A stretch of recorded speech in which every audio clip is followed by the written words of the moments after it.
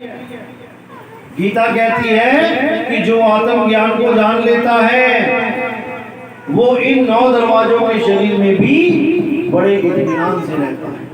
उसको पता होता है कि जैसे ही मेरी मृत्यु आएगी अभी रुक जाओ, मैंने क्या करना है, मैंने इस शरीर में से निकलना है उस दरवाजे से जहां से मैं आया था। बस इतना सा खेल है, इसके अलावा कुछ नहीं करना है। लेकिन इतना सा खेल समझने में पूरा जन्म लगना है।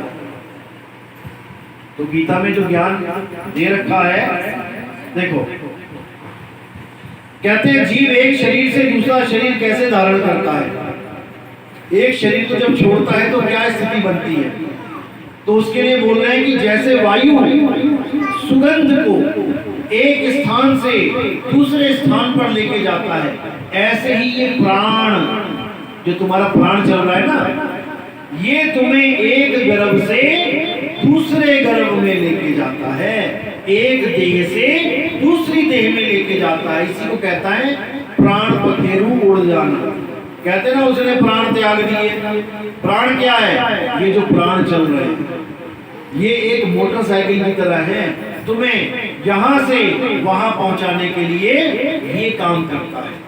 इसको श्वासा कह देते हैं, इसी को प्राण योग कह देते हैं। प्राण योगी, इन्हीं प्राणों की वजह से लोग ट्रैवल करते हैं 3 लोक में। तो साहिब ने कहा जो श्वासा संग करे पयाना 5 तत्व में जाए समाना। जो प्राणों के द्वारा, श्वासों के द्वारा इस शरीर को त्यागते हैं, उनको दूसरा गर्भ मिलना ही मिलना है। अब हमने करना क्या है, हमने अंत समय में अपने प्राणों से अपने ध्यान को हटा लेना। प्राणों से ध्यान हटा तो कहां लगेगा? जहां गुरु ने भेद बता दिया है कि तुम्हारी आत्मा कहां स्थित है। प्राणों से ध्यान को हटाना है, अपनी आत्मा में ध्यान को लगाना है, तो तुम सदा सदा के लिए अचल अवस्था को प्राप्त कर लोगे। अब तुम चलोगे नहीं, क्योंकि जो चलाने वाली चीज थी तुमने उसको त्याग दिया।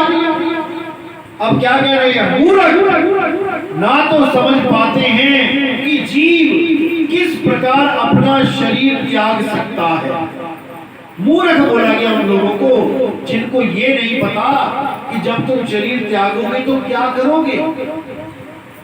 कृष्ण जी ने ये नहीं कहा कि वहां पे मेरी जन्माष्टमी मनाना, मेरी झांकियां बनाना, मेरे घर में मंदिर पे आके घंटियां बजाना, ये नहीं बोला उन्होंने। उन्होंने बोला कि मूर्ख ना तो समझ पाते हैं कि जीव किस प्रकार अपना शरीर त्याग सकता है, ना ही वे ये समझ पाते हैं कि प्रकृति के गुणों के अधीन यह किस तरह के शरीर का भोग करता है।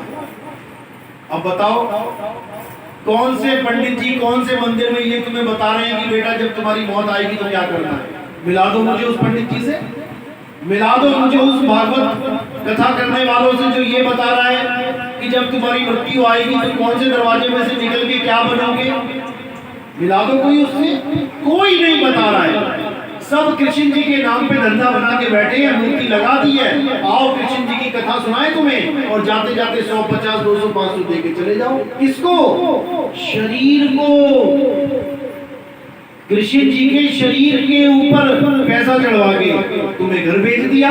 और जो कृष्ण जी ज्ञान बता रहे हैं आत्मा का शरीर कैसे छोड़ना है, वो कौन बताएगा? यही मूल ज्ञान है। अगर इसको नहीं समझा तो 184 में चले जाओगे। तो कह रहे हैं कि लेकिन जिनकी आंखें ज्ञान से प्रशिक्षित होती हैं वह यह सब देख सकता है।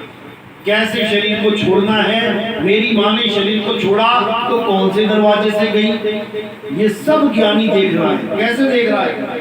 कबीर साहब कहते हैं गुदा द्वारा प्राण निकले नरक खानी जाए, तुरंत देह गोजवा की पाई नरक में ठहराए।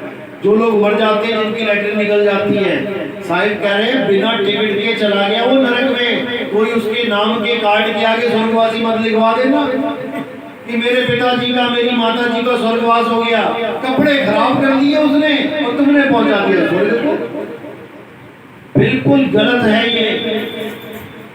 हर दरवाजे में से निकल के 84 लाख जून में जाना पड़ेगा।